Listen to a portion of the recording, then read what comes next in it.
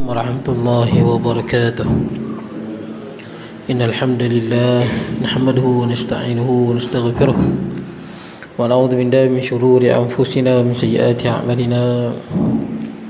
من يهده الله فلا مضل له ومن يضلله فلا هادي له.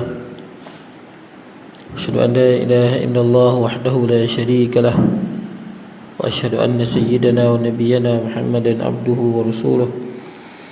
اللهم صل وسلم وبارك على سيدنا محمد وعلى آله وأصحابه أجمعين. سبحانك لا علم لنا إلا ما علمتنا إنك أنت العليم الحكيم. رب اشرح لي صدري ويسر لي أمري واحلل عقدة من لساني يفقه قولي. اللهم لا سهل إلا ما جعلته سهلا وأنت تجعل الحزن والصعب إذا شئت سهلا. ولا حول ولا قوة إلا بالله العلي العظيم. أما بعد. Hadirin jemaah yang dirahmati Allah, alhamdulillah pada malam ni kita dapat bertemu. Tuan-tuan semua sihat? Alhamdulillah. Saya tak ingat kita berhenti di mana ni. Tuan ingat tak? 25 26. Syarat-syarat bagi makmum masbuk membolehkan potong bacaan imam. Baik. Qala musannifu rahimahullahu ta'ala wa nafa'ana bi ulumi fid darain, kata pengarang. Syarat-syarat bagi makmum masbuk membolehkan potong bacaan Fatihahnya serta dikira mendapat rakaat. Maknanya kita masbuk. Masbuk ni dalam hukum fiqh, masbuk ni maksud dia didahului. Didahului, makmum yang telah didahului oleh imam. Itu makna masbuk. Didahului, imam dulu, dia tertinggal. Tapi masbuk dalam fiqh bukan yang kita faham lah. Yang kita faham ni selalu kita sebut bila imam bagi salam, dia tambah rakaat, maka dia masbuk. Dalam fiqh itu masbuk juga, tapi dalam perbincangan fiqh itu bukan masbuk. Masbuk ni makmum yang angkat takbir, tak ada dia habis baca Fatihah, imam rukuk. Itu masbuk. Maksud dia tak sempat habiskan Fatihah dia, imam dah rukuk. Maknanya dia main lambat lah. Main lambat. Sekalipun pada rakaat yang pertama. Rakaat pertama dia main rakaat pertama, tapi dia main lambat. Imam baca qul huwallahu ahad. Masa imam dia baca qul huwallahu ahad, dia angkat tangan. Dia baru baca Fatihah sikit, imam rukuk. Dia masbuk lah. Tapi tak payah tambah rakaat. Dia masbuk kerana tidak dapat menghabiskan Fatihah. Boleh lah. Itu makna masbuk. Masbuk, lepas ni kita sebut masbuk. Tuan-tuan ingat makmum yang mana dia tidak ada masa yang cukup untuk membaca Fatihah. Boleh lah. Itu makna masbuk. Baik. Dibolehkan makmum memotong bacaan Fatihahnya serta mendapat rakaat itu dengan beberapa syarat. Hendaklah makmum itu sempat bertakmaninah di dalam rukuknya sebelum imam bangun daripada had sekurang-kurangnya rukuk. Maka jika imam mula hendak bangun daripada had sehabisnya sempurna rukuk, sedang ia sempat bertakmaninah pada ketika imam sedang bangun daripada rukun sebelum ia tinggal daripada hadnya, maka makmum itu mendapat rakaat. Nampak? Hendaklah makmum itu sempat bertakmaninah. Takmaninah ni dalam kadar subhanallah. Baiklah. Dia maksudnya kadar sesaat lah. Subhanallah ni satu saat lah. Dia sempat bertakmaninah sesaat dengan imam. Dalam rukuknya sebelum imam bangun daripada had sekurang-kurang rukuk. Had sekurang rukuk macam mana ni? Tuan duduk yang boleh mencapai lutut. Tak duduk mencapai lutut. Tuan tunduk boleh mencapai lutut. Itu had sekurang-kurangnya rukuk. Siapa rukuk macam tu sah, tapi pahala kurang. Dia kena tunjuk tuan-tuan. Salah. Ada lagu ni tuan-tuan. Had sekurang-kurang rukuk lagu ni. Macam ni. Tangan ni lenggang kan. Siapa rukuk macam ni sah, tapi kurang pahala. Boleh tak? Tuan duduk, tuan boleh capai. Ini sekurang-kurang rukuk. Boleh eh? Siapa rukuk macam tu sah, tapi kurang pahala. Pahala yang bagusnya, pahala yang terbaik tuan-tuan rukuk 90 darjah. Boleh lah. Itu pahala yang terbaik tanpa membengkokkan lutut. Saya tak nafikan ada orang yang bengkokkan lutut kan. Saya tak tahulah dalam kitab mana sebut, tapi dalam kitab mazhab fiqh gitulah dia. Nah, tak tahu kalau ada pandangan ulama lain sebut apa tu. Bukan dia. Sah tapi kalau rokok ni dia straight macam tu. Mungkin dia sakit lutut kot. Semayang sah tapi bukan rokok yang terbaik lah. Gitu kita sebut. Bukan yang sempurna. Kalau biasanya sebut tak sempurna ni tak sah lah pula. Sempurna tapi bukan yang afdal. Sebab dia kalau kata-kata rukun tu tak sempurna, batal. Rukun tak sempurna. Rukun tu dah sempurna tapi bukan dalam bentuk yang terbaik lah. Terbaik tu sama. Maksudnya imam, bila imam tu rokok macam ni, kita mesti dah sempat Tok Maninah sebelum imam itu bangkit melebihi had sekurang-kurangnya rokok. Baik, kita tengok maka jika imam mula hendak bangun, imam mula bergerak daripada had sehabisnya sempurna rokok, sedangkan ia sempat Tok pada ketika imam sedang bangun daripada rokok sebelum ia tinggal daripada hadnya, maka makmum itu dikira mendapat rakaat. Ini khilaf. Tapi tuan-tuan, ini boleh dipegang. Contoh dia, imam tengah rokok, tuan-tuan sempat turun rokok. Masa tuan-tuan turun tu imam bergerak naik. Faham tak? Tapi dalam masa imam bergerak naik tu, sebelum mencapai had sekurang-kurangnya rokok macam saya tunjuk tadi tu, dia ada kadar subhanallah, dia dapat rakaat. Boleh tak? Bukanlah makna satu pandangan lagi dia kena dengan imam senyap. Imam tak bergerak, dia pun tak bergerak dalam kadar subhanallah. Pandangan yang kedua, dia rokok, masa dia rokok ni, katakan dia rokok, imam tengah rokok, dia turun je rokok, imam bergerak. Dia turun je rokok, imam bergerak. Tapi masa imam nak bergerak ni, nak mencapai had sekurang-kurangnya rokok macam saya tunjuk tadi tu kan, kan sikit je kan. Sebelum imam nak mencapai had sekurang-kurangnya rokok tu, dia ada kadar subhanallah, maka dia mendapat rakaat.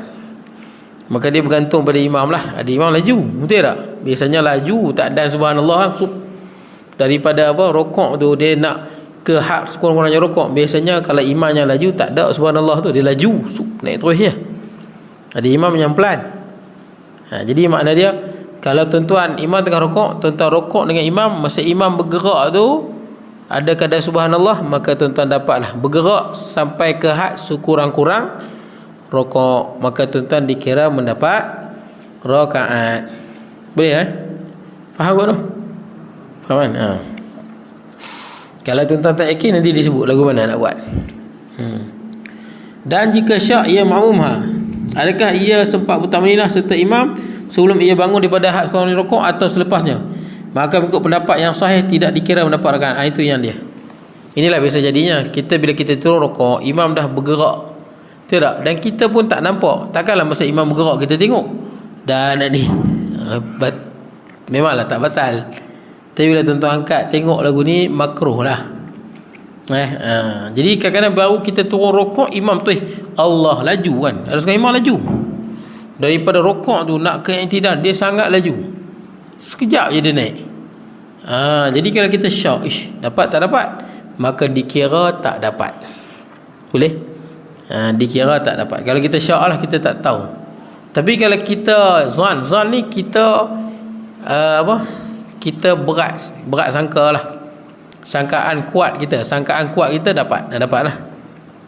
Sangkaan kuat kita dapat ni, dapat lah.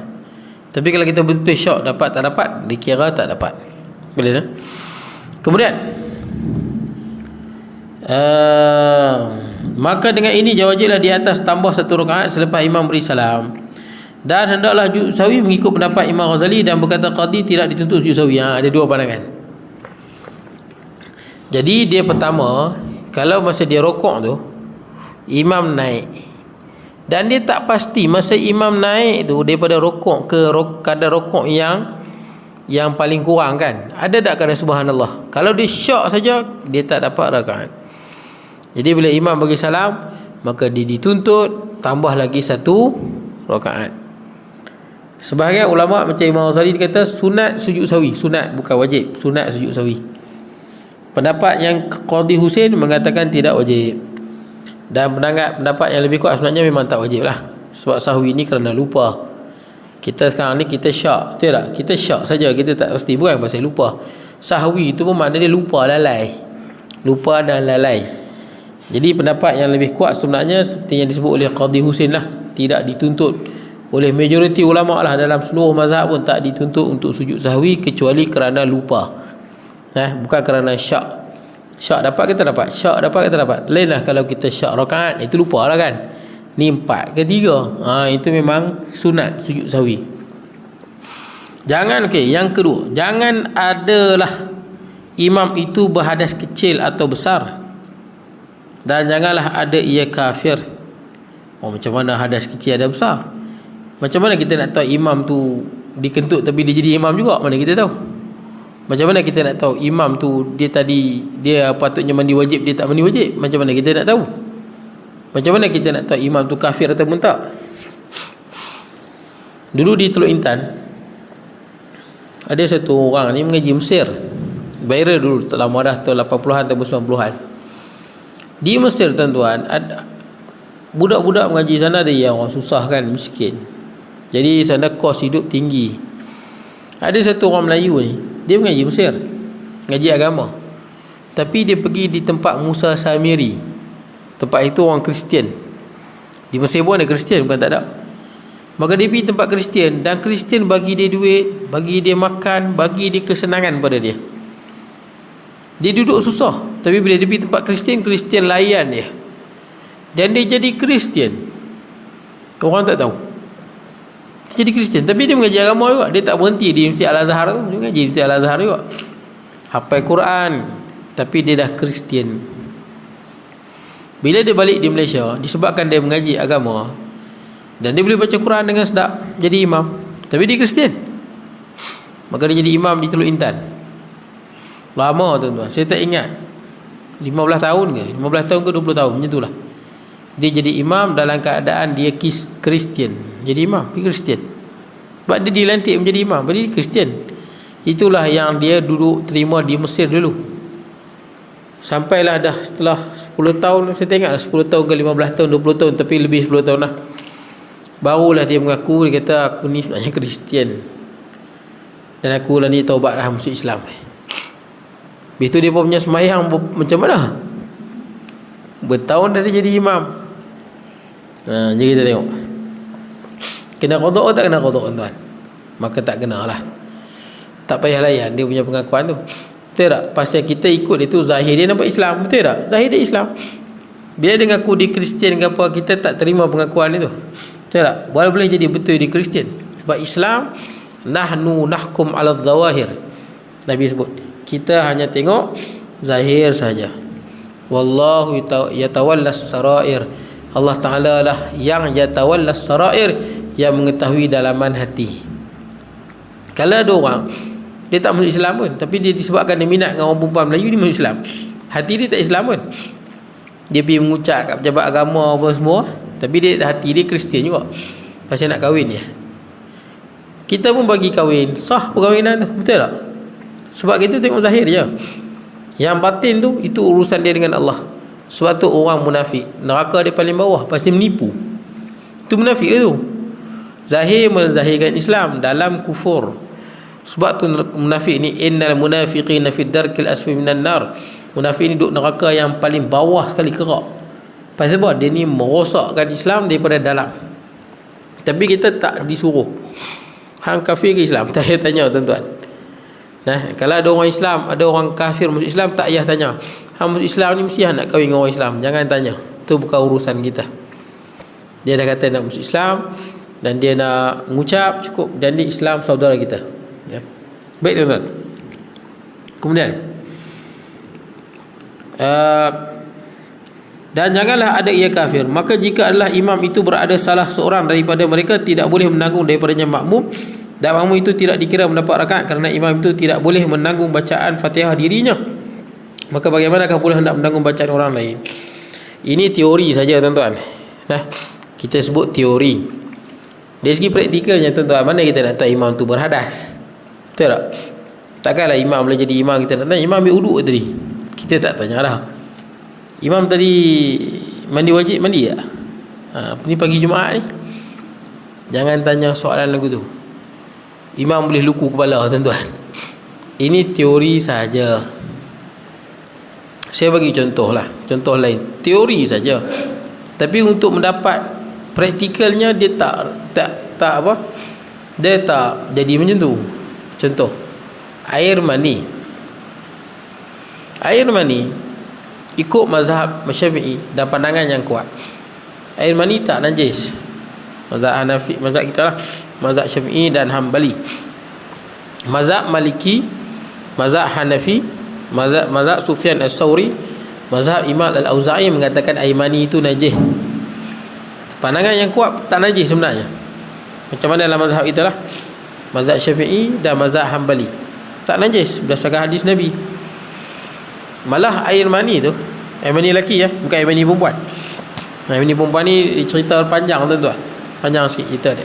Ada setengah perempuan pernah keluar, ada setengah perempuan tak pernah keluar. Tak apalah, cerita dia panjang. Tapi air mani perempuan memang ada, bukan tak ada, ada lah. Jadi air mani lelaki ni, kalau dari segi kesihatan, sudut kesihatan lah, kalau orang ambil minum pun dia tak bahaya. Air mani kalau orang ambil minum pun tak berbahaya. Kalau isteri tertelan pun tak berbahaya. Sebab air mani ni dia dalam dia ada vitamin C, ada potasium, ada sodium nitrat. Tapi jangan minum pula. Ni saya nak cerita dari segi sains. Dia memang tak berbahaya. Dia tak berbahaya. Sebab dalam dia tu semua sihat. Kenapa air mani ni tak najis? Pasal kita daripada air mani. Betul tak, tuan-tuan? Kalau air mani najis, kita ni najis lah. Itu kata air mani bukan najis. Tu yang ada vitamin C, ada potasium lah, ada sodium nitrat lah, ada macam-macam lah, tuan-tuan.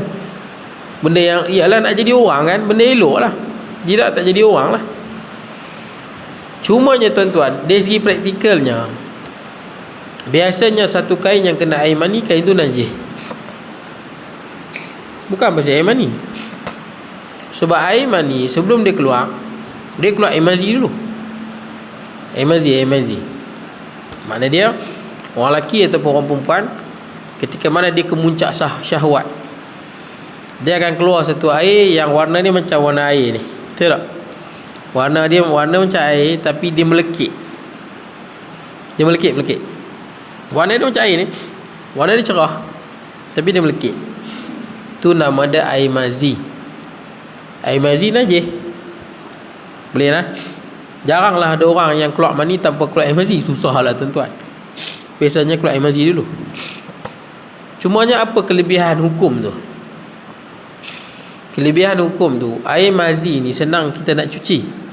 Pasal dia cerai je. Betul tak? Tuan-tuan basuh dalam mesin basuh, dia pun hilang.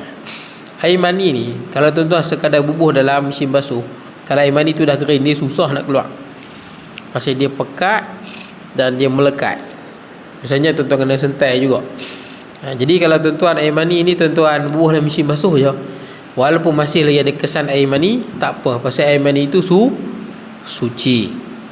Boleh lah. Itu hikmah dia. Air mani ni suci, bersih, tak ada masalah. Air mazi senang kita nak cuci, pasal dia corai je. Baik, tuan-tuan. Kemudian, jadi yang ni dia nak cerita dari segi teori lah. Kalau orang tu kafir, maka dia tak boleh menanggung Fatihah. Dia tu tak ambil wuduk, tak boleh menanggung Fatihah. Dia sebenarnya, kalau kita tahulah dia tu kafir, jangan kata nak menanggung Fatihah. Boleh ada jadi imam. Tengok ada orang Hindu, member kita Hindu, hang jadi imam aku nak ikut. Boleh ya, tuan-tuan? Tak boleh. Kita tahu member kita tak wuduk, hang jadilah imam. Walaupun kita tahu dia tak wuduk, mana boleh ikut dia? Betul tak? Dia tak mandi wajib, mana boleh ikut dia? Baik. Kemudian, ini dari segi teori lah, disebut teori sajalah. Dari segi praktikal dia tak macam tu lah.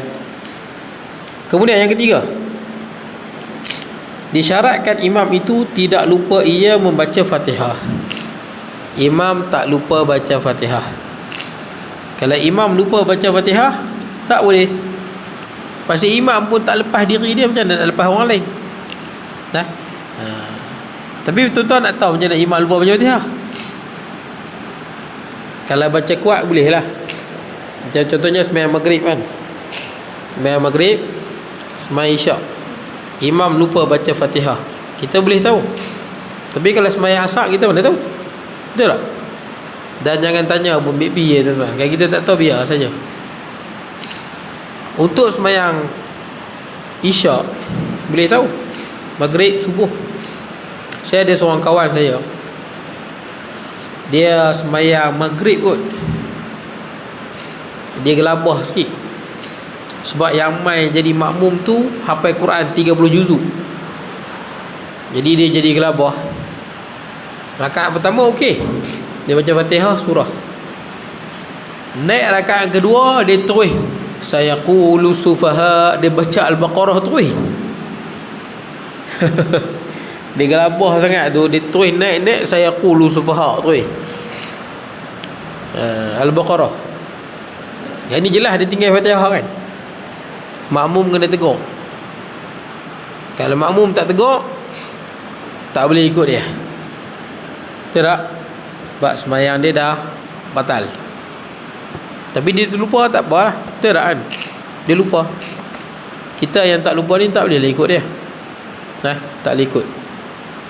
Baik. Tapi kena tengok dulu. Subhanallah. Tapi yang kawan saya tu boleh tengok, dia ulang balik lah. Dan imam tu kalau dia tak baca Fatihah, dia tak boleh tanggung Fatihah rakaat tu. Boleh rakaat kedua dia tak baca Fatihah, dia terus aku suruh subhah macam kawan saya tu. Ada makmum makmum tu baca Fatihah sikit, dia rukuk. Dia tak tanggung Fatihah makmum tu, pasal dia pun tak baca Fatihah untuk rakaat tu lah. Boleh Kemudian yang keempat, hendaklah rakaat yang makmum masbuk dapat itu ialah rakaat yang dikira bagi imam. Dan jika imam bangun berdiri, imam pada rakaat yang kelima pada sembahyang 4 rakaat atau kepada rakaat yang keempat pada sembahyang maghrib dengan lupa, maka membaca ia dan rokok, kemudian makmum masbuk mengikut padahal ia mengetahui rakaat itu lebih, nescaya tidak sah ikutannya itu. Tapi jika ia tidak mengetahui demikian rakaat yang lebih, nescaya sahlah ikutannya itu. Dia macam ni, imam tambah rakaat. Kalau sembahyang zuhur 4, imam sembahyang 5, kita boleh ikut ke tak boleh tuan-tuan? Patutnya duduk tahiyat akhir, imam pergi naik rakaat kelima, main zuhur ataupun asar. Patutnya rakaat keempat tu duduk tahiyat akhir kan, dia naik tu rakaat kelima. Boleh tak kita ikut imam? Tak boleh. Kecuali tuan-tuan pun tak tahu, tuan-tuan pun macam imam juga, 4 ke 5. Itu yang selalu jadi tu. Imam lupa, dia pun jadi imam juga tuan-tuan. 4 kot, dia pun lupa. Tak apa lah, biasanya gitulah kita imam lupa, kita pun lupa sekali lah. Sebab tu kena ada yang jadi imam ni, ada orang yang ingat rakaat. Pasal apa kita lupa tuan-tuan? Pasal ada benda yang mengganggu fikiran kita. Betul tak? Kadang kita fikir motor kita rosak, lupa fikir motor rosak. Kadang kita fikir gaji tak dapat, betul tak? Kadang kita fikir padi tak jadi sangat. Bila mai benda tu, confirm tuan-tuan lupa. Lupa ni kerana benda luar datang. Saya pun pernah lupa, biasalah tuan-tuan. Tapi nak ceritanya, kena ada orang yang sembahyang dekat imam ni yang perhatikan gerak-geri imam. Betul tak? Rakaat pertama, 2, 3, 4. Bila imam naik rakaat kelima, dia confident pasal dia tahu ni dah rakaat keempat. Bila imam naik, jangan naik. Betul tak? Yang mana ingatlah, yang mana dia pun lupa dengan imam, tak apalah. Yang mana yakin sungguh dah 4, duduk saja. Imam naik, teguk subhanallah, imam buat tak tahu. Tapi kalau tuan-tuan semua pakat duduk, tuan-tuan tengok subhanallah, imam turun balik. Yang masalahnya tuan-tuan pun bangun sekali dengan imam, lepas tu subhanallah, imam peninglah kepala, pasal apa? Nak kata tambah rakaat, hampa pun ikut. Betul tak? Ni duduk subhanallah, subhanallah, imam pun tak tahu pasal apa. Nak teguk jangan ikut. Sama juga jadi baru ni kan, di masjid, yang mana imam sembahyang 3, patutnya asar sembahyang 4, dia sembahyang 3. Dia duduk tahiyat akhir, Depa semua pakai duduk tahiyat akhir, lepas tu tegur. Peninglah imam. Subhanallah, subhanallah. Imam pun mestilah dia perhati sikit macam ni kan. Boleh je. Imam nak gerak sikit tengok kan, jeling sikit boleh je. Nak kata dia sembahyang 3, hampa pun duduk seling aku. Jadi salah tang mana? Sepatutnya makmum bila imam duduk tahiyat akhir, makmum diri. Barulah makmum tegur subhanallah. Barulah imam tahu, oh aku salah. Tapi biasanya makmum dia duduk dengan imam, relax je duduk. Duduk subhanallah, subhanallah. So imam bangun barulah kami ikut. Dalam kes ni tak payah tunggu imam. Imam tu dah salah, lupa. Boleh? Jadi imam duduk tahiyat akhir, padahal kena tambah satu lagi. Kita semua pakai berdiri. Dan kita tengok subhanallah, imam mesti bangun. Sama juga kalau imam naik dekat kelima, jangan ikut. Tunggu bawah, tengok. Imam akan turun balik. Boleh dah? Kemudian hujan lebat ni tuan-tuan. Mana tahu. Baik. Jadi kalau rakaat yang kelima, tak apalah, katakanlah imam tu semayang rakaat yang kelima. Kalau kita tahu dia semayang 5 rakaat, kita tak boleh ikut, batal. Malah dia tak tanggung Fatihah. Pasal itu rakaat kelima, tak boleh ikut dan dia tak tanggung Fatihah. Tapi kalau tak tahu, kita masuk masjid tengok ada orang sembahyang zuhur, padahal itu dah rakaat kelima, kita ikut pasal kita tak tahu. Tak tahu dimaafkan. Tak tahu dimaafkan dan sah. Boleh lah. Kalau tahu tak boleh. Tak boleh ikut dan dia tak tanggung Fatihah. Ikut pun tak boleh, nak tanggung Fatihah lagu mana? Ikut pun tak boleh. Batal kalau kita ikut. Tetapi tidak dikira rakaat itu baginya. Demikian juga jika rukuk sunat imam dan tamanat ia padanya. Dan selepas itu bangun ia pula untuk beriktidal. Baik. Tetapi tidak dikira rakaat. Rakaat tak kira. Pasal apa rakaat tak kira? Pasal itu rakaat yang rosak. Tapi bagi imam tu tak apalah, pasal dia lupa. Boleh lah, ikutan sah, tapi rakaat tak dikira. Tapi kalau tak tahu juga, semua tak tahu, sah. Dah semua tak tahu, dia main-main tengok imam tu sembahyang dah rakaat kelima, dia ikut je. Ikut imam bagi salam, dia tambah lagi 3. Dia tak tahu, habis sudah dia maafkan. Boleh lah. Tak payahlah tanya imam, tadi imam rakaat kelima apa imam tadi saya masuk tadi. Tak payahlah tanya imam, kita mana tahu. Ikut saja. Dan ingat, kita hukum zahir sahaja. Batin-batin jangan tanya. Baik tuan, kemudian demikian juga dia cerita mudah sama jugalah tuan-tuan, pergi kedai nak beli nasi lemak, ada nasi lemak ayam. Patut kan tuan-tuan tanya, kat dah tengok orang tu berniaga Melayu elok, baik kopi hawa semua, perlu kan tuan-tuan tanya, ayam ni sembelih tak bagi tadi? Memang kena luku kepala lah. Ni beli ayam ni kat Cina ke beli kat Melayu ke? Lah, tak payah, betul tak? Kecuali apa? Tempat-tempat yang menimbulkan keraguan. Ada tak tempat menimbulkan keraguan? Ada kat mana? Kolbu pernah jadi?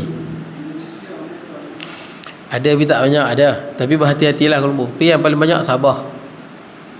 Sabah, kalau di sana ada orang pakai kopiah tudung, jangan terus beli tepi jalan tu. Dia tulis Sinalang Bakas, jangan beli. Tengok yang mereka pakai kopiah tudung, orang Sabah tahulah Sinalang Bakas. Ada Pak Haji pergi sana makan Sinalang Bakas. Pak Haji tapi Haji tapi makan Sinalang Bakas orang Semenanjung. Sedap Sinalang Bakas ni, sedap. Dan dia ada setengah orang Semenanjung, bila orang kata Sinalang Bakas tu haram, dia berkata apa? Ada tak tempat jual Sinalang Bakas yang halal? Dia cari yang halal. Nama pun Sinalang Bakas, mana nak halal. Haji pergi makan, punya sedap Haji ni. Sekali tanya apa? Sinalang itu makna dia apa? Bakar. Bakar, panggang. Tuan-tuan layung atas api kan. Bakas tu apa? Sinalang kan? Bakas tu bakar. Sinalang apa? Sinalang itu babi. Babi bakar. Ada tak babi bakar yang halal? Mana babi bakar halal? Nama Abang Bagbi. Ada Pak Haji makan sedap. Sedap. Kalau benda dah lagu tu janganlah. Betul tak? Tuan-tuan boleh tanya dah, benda apa ni? Tanyalah dulu. Dah kita tahu banyak orang dah terkena di Sabah lagu tu. Janganlah kita terus makan. Tapi kalau kat Tebuk Matau ni, tuan-tuan tengok ada orang jual bakak. Ni sinalan bakas ke? Tak payahlah. Tak payahlah, kita ni okey dah, maklum okey. Tak ada masalah. Lagi satu, gerai bukan Islam. Tuan-tuan boleh makan, orang bukan Islam masak boleh makan. Kalau dia punya campuran okey, betul tak? Kalau periuk dia, pinggan dia, dia tak campur dengan masakan benda yang haram. Dan dia punya adunan semuanya halal. Orang kafir masak, tuan-tuan boleh makan. Boleh tahu macam tuan-tuan beli produk kan, kopok lah apalah, banyak je bukan Islam punya, betul tak kan? Macam-macam produk twister lah, apa benda lah, kopok kat kedai, coklat lah, Cadbury lah, apalah, bukan orang Islam yang buat. Bukan Islam yang banyak itu tuan makan ni. Sos lah, kicap lah, tepung lah. Tepung kan, siapa punya tepung tu? Saus tu bukan Islam. Robert Cook punya bukan Islam. Pemilik bukan Islam, tapi kalau cara penyediaan di Islam boleh makan. Tapi tuan-tuan kena tanya, kalau dia jual tepi jalan ni elak lah. Di Kuala Lumpur tu, dia berniaga sotong goreng tepung. Sedap lah sotong goreng tepung ni. Satu lagi dia jual katak goreng tepung. Bukan katak puru, katak burung tak makan. Dia katak kat Sabah besar. Katak apa? Dia sedap katak tu. Saya pernah makan ke? Bukan saya pernah makan. Macam mana saya kata sedap? Pasal tentera bagi tahu. Tentera yang pernah makan masuklah hutan tak ada benar, dia pun makan, berkata sedap, rasa dia manis. Kata ikut pandangan kita tak boleh. Ada pandangan Maliki boleh, mazhab Maliki boleh. Tapi tuan-tuan janganlah makanlah mazhab Maliki lah. Tuan-tuan kita mazhab Syafi'i. Mazhab Maliki tu cerita lain. Betul tak? Kita banyak makanan di sini. Jadi katak yang dia makan tu bukan katak puru, katak burung pun tak lalu makan. Dia katak besar-besar tu, rasa dia manis. Jadi di Kuala Lumpur tu, Cina tu jual sebelah. Tapi kalau tuan-tuan perasan, sotong goreng tepung dengan katak goreng tepung, memang rupa dia tak ada je beza. Sebiji je dah, macam tak ada beza. Sotong goreng tepung dengan katak goreng tepung, tuan-tuan tak boleh nak beza. Cina di Kuala Lumpur tu dia jual minyak sama, tapi ada jual sotong goreng tepung, satu lagi katak goreng tepung. Punya ramai Melayu beli. Melayu dia tak beli katak, dia beli sotong. Tapi minyak sama. Minyak dah najis dah. Boleh lah. Jadi jangan. Ada satu polis di Penang, polis, dia beli burger dekat Cina. Cina jual burger. Kita kalau dah tahu Cina jual burger, janganlah beli. Malah kalau nak beli pun tanyalah. Tanya pun susah sebab takut bekas-bekas tu ada campur benda yang haram, betul tak? Bekas tu dia pernah guna masak daging babi. Bekas tu dia pernah guna untuk bubuh daging babi. Kita kena samak dulu, kena sertu dulu baru boleh guna. Tak apalah, pendek cerita dia. Dia makan satu burger kat Cina ni, polis ni. Dia cerita kat saya, dia makan burger ni, dia kata ya sedap sungguh. Burger yang paling sedap yang dia pernah makan. Sedap tak tahu nak kata lah, sedap sangat. Beli kat Cina tu saya pelik, macam mana dah Cina jual hang boleh beli. Last sekali dia pergi tanya, dah sedap sangat, dia pergi jumpa balik Cina ni burger apa sedap sangat ni. Cina ni kata ni lah burger babi. Itu tanyalah, boleh dah. Ya. Ada satu keadaan lah, yang mana kita sebagai makmum ni boleh memparah, tapi imam tu kena teruskan. Jadi saya ingat dia lah, bila imam tu dalam satu rakaat dia tertinggal Fatihah. Maksud dia naik itu imam tu, dia ganti rakaat yang dia tertinggal Fatihah. Dalam keadaan ini, yang makmum yang tegur dari subhanallah, dia buat 4 dan boleh memparah. Tapi kalau dia ikut imam, hukum dia masih lagi sah. Hukum dia masih lagi sah. Dia ikut imam. Imam tadi dia tinggal Fatihah, bukan sunat turun. Kalau ikut imam, maksud dia bertakbir dengan imam, baca imam, dia pun tak cepat juga. Itu dia dua keadaan tu. Tak boleh, batal. Mana boleh ikut? Pertama, macam mana kita nak tahu imam tinggal Fatihah? Betul tak? Macam mana kita tahu imam tinggal Fatihah? Dalam mana-mana kita sebut kalau imam tambah, kita tak boleh ikut. Kita tidak ada takwilan. Habis tu kalau imam tambah 7, mungkin imam tinggal 2 kali Fatihah. Sudah bila nak selesai. Imam sembahyang 8, betul tak? Tak boleh jadi setiap-tiap rakaat imam tinggal Fatihah. 8 sembahyang dengan imam. Terus tak boleh sembahyang. Pertama, kita kalau macam ni, kita bila baca Fatihah ni di individu. Kita kalau ada masa baca Fatihah, imam baca Fatihah, kita tak baca Fatihah, batal juga. Betul lah. Jadi kalau kita dah baca Fatihah, kita dah lepas. Sebab Fatihah ni bacaan individu, bukan bacaan berimam. Kecuali kita tak ada masa nak baca Fatihah kan. Kita tak baca Fatihah, barulah imam tanggung. Tapi kalau kita ada masa baca Fatihah, kita wajib baca. Kecuali dalam mazhab Maliki, boleh jadi takut tercampur tu. Mazhab Maliki, dia memang bila imam baca kuat, kita tak perlu lagi baca Fatihah. Tapi itu mazhab Maliki. Sebab dia pegang faqira'atul imam qira'atul ma'mum. Bacaan imam itu bacaan makmum. Sebab dia ustaz-ustaz yang mengajar terutama di YouTube, kadang-kadang dia bercampur terbanyak mazhab. Jadi ustaz di TV dia mengajar, siapa sembelih tak baca bismillah, sembelihan dia tak boleh makan. Ada sebut itu mazhab Hambali. Nah, sembelih kalau tak baca bismillah tak boleh makan. Wala ta'kulu mimma lam yuzkar ismullahi alaih. Nah, innahu fisq, Quran sebut. Jadi kata Quran ustaz sebut dalam TV, saya tengok. Dia tercampur tu. Sebab dalam mazhab kita bacaan bismillah itu sunat. Kalau orang sembelih dia tak baca bismillah, boleh makan. Ini pandangan majoriti sebenarnya. Sama juga kawan saya yang mengajak, dia kata imam tinggal tahiyat awal, sembahyang imam batal. Sebab tahiyat awal itu rukun. Padahal tahiyat awal bukan rukun. Tahiyat awal sunat ab'ad. Dalam mazhab Hambali sunat ab'ad itu dan itu dia anggap rukun. Mazhab Hambali tahiyat awal dia anggap rukun. Jadi kadang-kadang ada baru ni orang pun share dalam grup status masjid di Semanggi jugalah. Ustaz ni mengajak kalau imam baca kuat, maka makmum tak perlu lagi baca Fatihah. Dibagilah hadis dia gini-gini. Hadis kena berhati-hati. Ada hadis yang dipegang oleh satu mazhab lain tak terima. Katanya hadis itu telah didasahkan, telah dimensuh. Sebab tu bila tuan-tuan tengok ustaz-ustaz mengajak dia datangkan hadis ni, kenapa tak diamalkan dalam mazhab Syafi'i hadis tu? Kadang-kadang kerana Imam Syafi'i memandang hadis itu telah dinasahkan oleh ayat Quran yang lebih kuat. Bukan pasal dalil kuat pada mazhab tu, tapi kerana hadis itu tak diterima oleh Imam Syafi'i kerana hujah yang lain. Contoh banyak hadis menyebutkan tentang apa? Sentuh isteri tak batal. Betul tak? Wudu. Nabi sentuh Aisyah, Nabi cium Aisyah, isteri dia tak batal wudu. Tapi kenapa dalam mazhab kita batal? Berbeza dengan majoriti.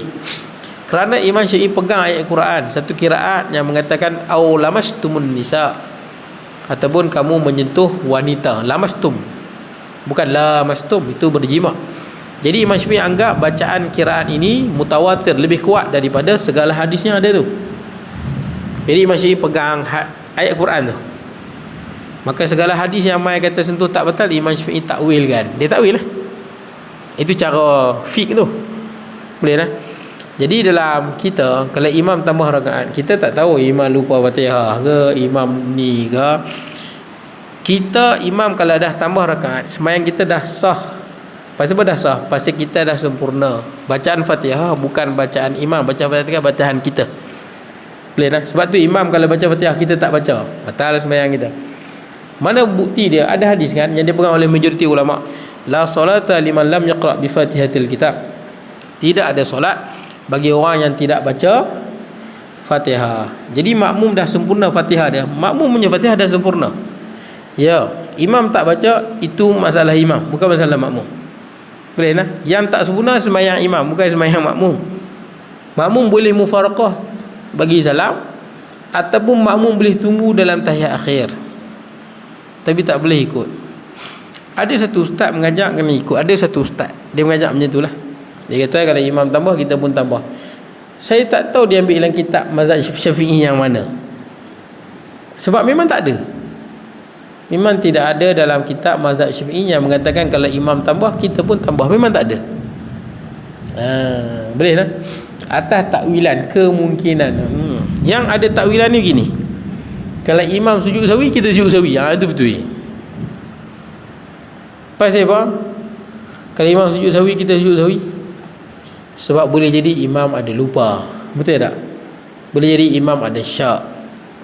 Itu tak ada masalah. Sebab sujud sahwi bukan menambah rakaat. Betul tak? Dia bukan tambah rakaat sujud sahwi ni. Dia hanya sebagai penghinaan pada syaitan. Kut imam ada syak ni rakaat ketiga, keempat dia syak. Kemudian diteringat balik, oh ni yang keempat. Ada pandangan mengatakan sunat sujud sahwi sebagai penghinaan kepada syaitan yang mengganggu. Itu betul. Kita boleh ikut saja imam. Kalau tak nak ikut, kita kena mufaraqah. Boleh lah, mufaraqah dan kita bagi salam. Tapi tambah rakaat dia tak ada takwilan. Tak tahulah. Ada seorang ustaz tu sahabat saya juga, mengaji di Mesir. Saya pun terkejut lah bila dia katakan imam naik kena naik. Saya terkejut lah. Sebab saya mengaji kitab Munyatul Musalli, memang tak ada.